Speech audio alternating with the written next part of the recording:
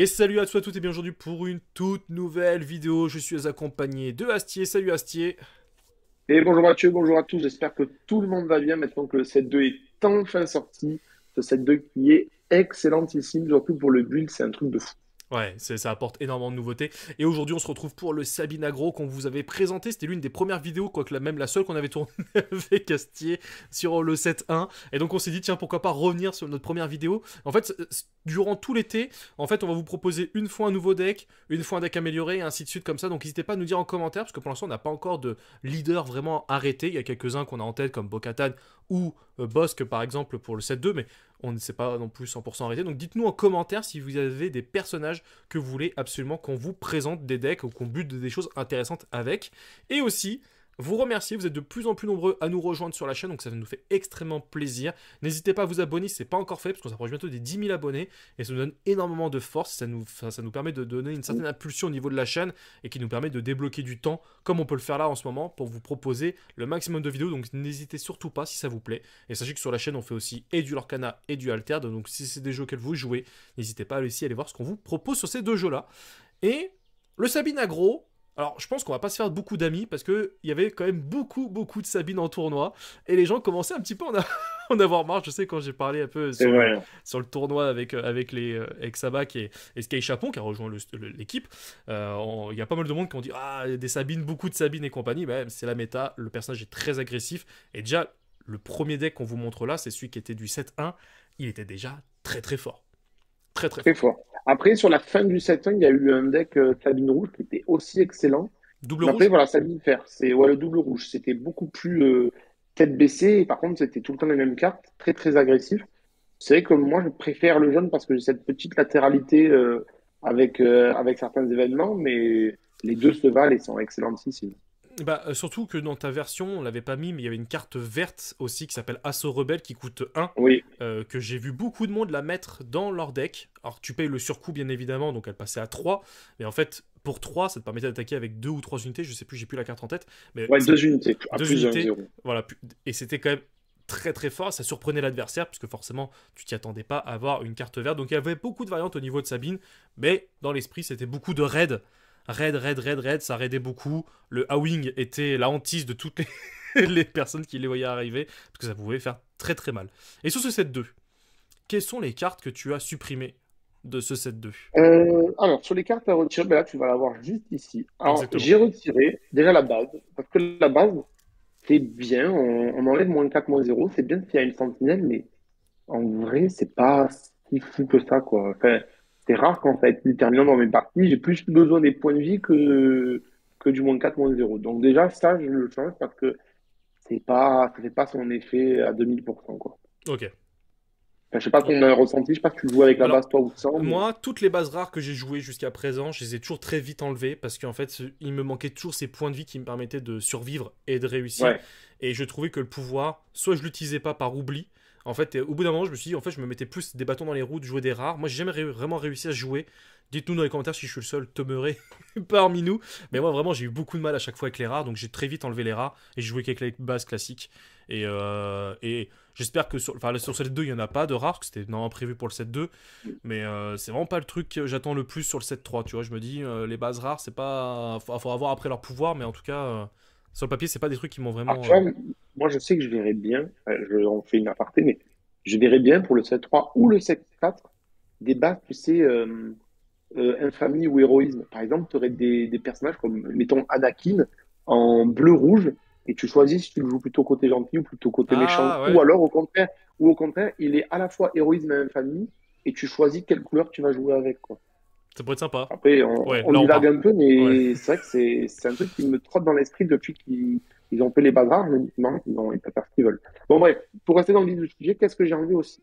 Alors, j'ai Attends. enlevé tout ce qui n'était pas héroïsme. Alors, les unités qui n'étaient pas full héroïsme, je les ai enlevées parce que je veux maximiser mes chances au maximum de faire 4 dégâts avec pour une cause dans laquelle je crois. Parce que si on le joue et qu'en fait, on fait que 2 dégâts, ben, c'est nul. Enfin, c'est pas nul non plus, mais c'est pas fou, quoi. On s'attend à faire 4 dégâts, on n'en fait que 2. On peut rater un létal dessus. Alors, certes, vous le voyez, j'ai laissé l'attaque surprise, mais parce que l'attaque surprise, pour moi, on ne peut pas s'en passer.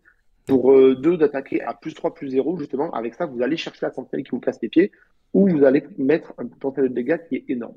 Ça, je le laisse, au même titre que justement, je laisse le Spark of the Rebellion, même si c'est aussi héroïque, étincelle de la rébellion, parce que ça permet de voir les menaces qu'il va y avoir chez l'adversaire et de savoir si vous devez garder ou pas vos accélérateurs de dégâts. Mais en effet, j'ai enlevé tout ce qui n'était pas, héroïsme. J'ai aussi enlevé le Spec Ops, qui est en haut, là, le soldat des forces spéciales, qui est 2-2, et qui enlève saboteur. Alors, c'est très bien si vous jouez les deux dès le début au tour 1, c'est fort, vous avez 2-2-2. Mais j'ai préféré mettre autre chose à la place. Vous allez voir ce que c'est. Bon, forcément, Mathieu l'a dit, on laisse le A-Wing, on laisse le Red 3, le Faucon, qui est excellent, le K2, qui est très fort aussi, qui est Très très vraiment fort. une excellente carte, qui fait embêter votre adversaire, parce que même s'il la gère, ça va mettre des dégâts. La Leia, parce qu'elle permet de jouer 2 unités au tour 1, ou une 2 à 2 et une à 1 au tour 1, ou 2 unités qui coûtent 2 au tour 2, ou alors d'incliner des unités adverses qui C'est pourraient être ça. embêtantes. Forcément, la Sabine, qui est pour moi le meilleur tour 1, voire tour 2, enfin, c'est une des meilleures cartes pour moi.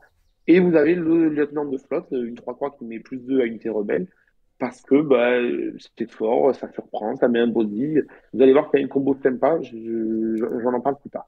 Et j'ai Ok, enlevé le Ezra parce que le Ezra est fort, une 3-4 pour 3, mais un peu lent. Je préfère déployer 2 unités que de déployer un Ezra, en fait. ok, ça marche. Et donc, à la place, qu'est-ce que tu nous as rajouté? Les ajouts du 7-2 qui apparaissent devant nous.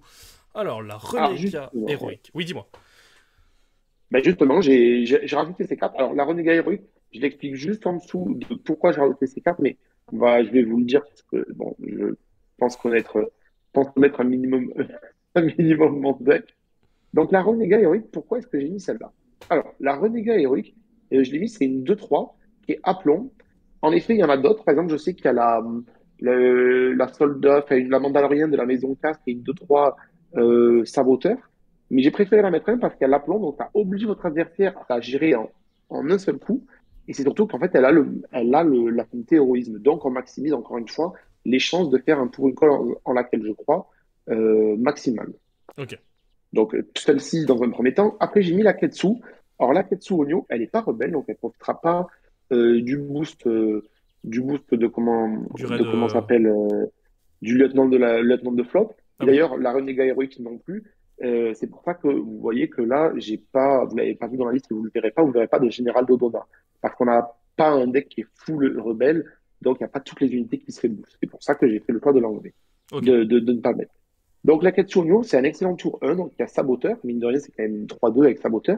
Et surtout, lorsqu'elle fait des dégâts de combat à une base, ce qu'elle est assurée de faire à tous les tours si elle peut attaquer, vous pouvez éliminer une amélioration qui coûte 2 ou moins. Donc c'est cool parce qu'avec ça, vous pouvez éliminer les jetons améliorés, les jetons boucliers, mais aussi des primes et les autres fioritures, c'est-à-dire les autres petites améliorations qu'on va mettre sur les unités. Donc Hmm. par exemple, votre adversaire, imaginons, il joue un Yoda et il joue le protecteur qui donne sentinelle à votre Yoda, vous attaquez quand même la base et vous faites sauter le sentinelle qui permet de faire attaquer vos unités sur la base directement. Donc c'est plutôt intéressant. Ok. Pistolero inconscient, vous voyez que là, c'est pas héroïsme, mais c'est tour 1. Et c'est surtout que même si c'est pas héroïsme, vous allez mettre au pire en contrebande. Mais Oui. c'est une 2-1 pour 1, donc vous pouvez toujours les jouer les deux au tour 1, comme le soldat des forces spéciales qui était 2-2. Et même le petit dégât, il change rien parce que souvent le Spectre il se fait gérer instantanément. C'est juste que vous serez plus sensible à la capacité de Vador leader qui ping avec 1. Mais du coup, quand vous mettez un dégât à chaque base et vous avez votre unité qui est une 2-1, donc c'est intéressant. Vous le mettez en contrebande, donc vous pouvez toujours surprendre plus tard dans la partie. Ouais, c'est ça. C'est plutôt cool. C'est surtout ça. C'est plutôt comme ça, moi je l'aurais joué en tout cas au départ, c'est-à-dire que tu la mets en contre, enfin tu la mets dans ta ressource, et s'il te manque le petit ping qu'il te faut pour finir la partie, tu sais qu'elle est là tranquillement au chaud et qu'elle peut surprendre comme tu dis l'adversaire quoi. Exactement. Exactement. Le Voilà, blaster. le blaster, c'est pour moi le meilleur ajout du deck sur le C2. Voilà, si tu peux juste montrer, voilà, et parfait les stats. Donc, le blaster, ben, il permet de faire une attaque à +2 en contrebande, qui surprend toujours, et donc ça permet d'avoir une option supplémentaire. Quand je dis une option supplémentaire, c'est-à-dire que le blaster, vous le jouez jamais pour un. Vous le mettez toujours en contrebande et vous le jouerez pour surprendre et attaquer immédiatement. Donc l'option supplémentaire, elle arrive dans le fait que là, vous jouez avec une carte de plus qui est accessible dans votre zone de ressources et votre adversaire, bon, dans un Sabine jaune, il se doute que vous jouez le blaster, hein, forcément. Mais il ne sait pas si vous l'avez mis en ressources, il ne sait pas si vous l'avez en main, et vous jouez avec, mettons, 4 cartes en main, plus la carte qui est dans votre zone de ressources. Et c'est excellent. Puis même si ça coûte 3, c'est pas cher, puisque ça surprend.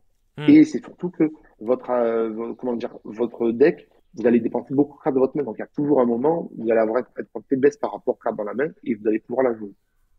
complètement. Alors, Transfuse du Cartel, je suis surpris de le voir ici, même si c'est une carte qui est très forte, elle a comme une prime sur elle. C'est un test. Je fais un test. Peut-être que c'est pas, ce sera pas dans l'idéal, mais je me dis, tu as les deux en tour 1, tu en joues deux, tu as 2-2-3 sur le terrain. Ton prime, certes, toucher une carte, mais ton adversaire, bah, tu vas lui donner des options en main, mais toi, tu vas aller tellement vite parce que, imaginons que tu joues un transfuge, tu en joues deux. Tu as 2-2-3 sur le terrain, ou alors tu joues ça et tu joues un pistolero. Tu as une 2-3, une 2-1. Je sais même pas. Ou alors tu as joué la Leia. Donc tu as une 2-2 et une 2-3. Ton première action, c'est jouer ton raid 3 au tour 2. Donc tu vas attaquer directement à 3 et à 3, tu mets 6. Et au tour d'après, tu as aussi comment elle s'appelle? Ah, ta leader, ben, Sabine, justement, à déployer. Après, il y a un autre intérêt, je ne sais pas si ça va être très explicite, mais l'autre intérêt, c'est que c'est une 2-3. Votre adversaire va être obligé de le gérer parce que, mine de rien, ça va venir casser les pieds. Et ça peut gérer aussi toutes les 2-2 spatiales de votre adversaire, sans Hmm, toutefois mourir. complètement. L'objectif, c'est de forcer les trades de votre adversaire sur l'unité ou de forcer ses cartes de contrôle pour justement ben, enlever la menace et surtout, il est alléché par le fait de piocher une carte. Et vu qu'il aura géré cette unité avec d'autres unités ou avec son contrôle, vous allez pouvoir jouer votre trade 3 en place nette. C'est-à-dire qu'il n'aura pas la réponse immédiate au trade 3 puisqu'il l'aura dépensé pour le C'est transfus. posé votre transfuge, ok.